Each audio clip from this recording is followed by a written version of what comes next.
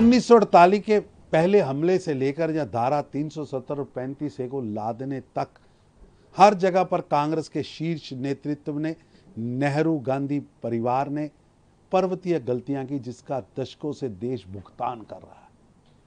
आतंकियों को बिरयानी व रेड कारपेट बिछाना, पालना पोसना, पहले शेख अब्दुल्ला को कॉन्स्पिरेसी अगेंस्ट इंडिया के तहत गिरफ्तार करना, जेल में रखना और जब जेल में फैसला आने लगना तो उसे अगले ही दिन मुख्यमंत्री बनाना और केस रद्द करना।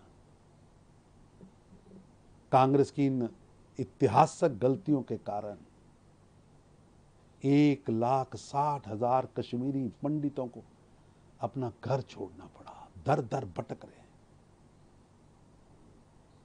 यासीन मलिक के हल्फिया बयान से यह स्पष्ट हो चुका है कि वायुसेना के अधिकारियों सहित कई बेगुनाहों के कातिल यासीन मलिक कांग्रेस की केंद्र सरकार के कहने पर एक राजदूत बनकर मोस्ट वांटेड आतंकवादियों से भारत की ओर से बातचीत कर रहे थे। राहुल गांधी जी बताइए, जिस सरकार को आप कठपुतली से चला रहे थे वो हाफिज सईद जैसे आतंकी से बात कर रही थी और बातचीत के लिए भी किसको चुना था? यासीन मलिक को। और प्रधानमंत्री खुद उनका धन्यवाद करते हैं। उनके लिए रेड कारपेट बजाया जाता है, फोटो शूट कराया जाता है। जिनके हाथ निर्दोषों के खून से रंगे, भारत की सेना के ऑफिसर्स के खून से रंगे हैं, आप उनको सम्मानित करते हैं। 2004 से 14 यूपी की सरकार ने आतंकियों के लिए रेड कारपेट और फोटो शूट था। नरेंद्र मोदी की सरकार में वो सभी आतंकी जेल में सड़ रहे हैं और अपने जुल्मों की सजा भुगत रहे हैं। राहुल गांधी जी स्पष्ट करिए, यह हल्फिया बयान बताता है कि जम्मू कश्मीर के अंदर या देश के अंदर जो बड़ी आतंकी घटनाएं हुई हैं उसके पर्दे के पीछे आपकी पार्टी क्या खेल खेल रही है? देखिए, एक खूंखार आतंकवादी के बयानात या उसके एफिडेविट को क्या जो देते हैं, जो कि जेल में है और जिसको हमेशा जो है वो आतंकवादी घटनाओं की वजह से जेल में रहा और इस तरह की बयानबाजी करके अपने बचाव में कुछ कहता होगा और जो जेल में है कुछ कह रहा होगा, कुछ कहलाया जा रहा होगा, उस पर मैं टिप्पणी नहीं करना चाहता।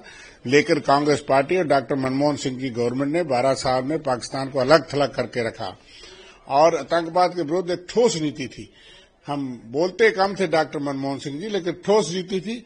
वो पाकिस्तान के रहने वाले होने के बावजूद पाकिस्तान नहीं गए, लेकिन मोदी जी तो बिरयानी खाने लाहौर चले गए थे, बिन देश को बताए, बिन बुलाए, शाले बैंड करने और पाकिस्तान के ISI को बुला करके पठानकोट आतंकी हमले की जांच करवाना भी शुरू हो गए थे और ये 56 का सीना दिखाने वाले थे।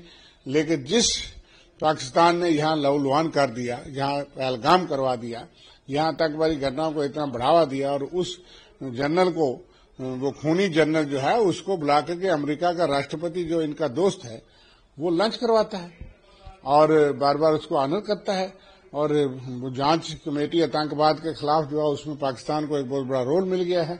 जो कि आतंकवादी फैक्ट्री के तौर पे जाना जाता था पाकिस्तान, आज इंटरनेशनल लेवल पे उसकी जो एक्सेप्टेबिलिटी बनी है, जो हम देख रहे हैं, ये गंभीर चिंता का विषय। ये इस गवर्नमेंट की विदेश नीति की टोटल फेलियर का नतीजा है।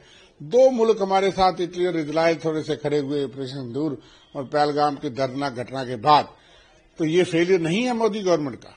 और उसके बाद अब सऊदी अरब के साथ भी उसका समझौता हो गया कि पाकिस्तान पे हमला सऊदी अरब पे भी समझाया जाएगा। तो ये खतरे तो बढ़ रहे हैं और आप कांग्रेस की नीतियों पे जब उस पे एक आतंकवादी के एफिडेविट पे सवाल उठाएंगे, जिस कांग्रेस ने और मनमोहन सिंह ने पाकिस्तान को एक्सपोज करके अलग थलग करवा दिया, इतने सैंक्शन करवा दिए, आतंकवाद को यहाँ बिल्कुल कमजोर करवा दिया और आपकी नीतियां ठीक नहीं है। इसलिए इस तरह के सवालात, इसकी कोई महत्व नहीं है। जो आदि आतंकवादी है, जो जेल में है, जो सजा याफ्ता है, जिसको सजा मिलने वाली है, वो अपने बचाव के लिए कई चीजें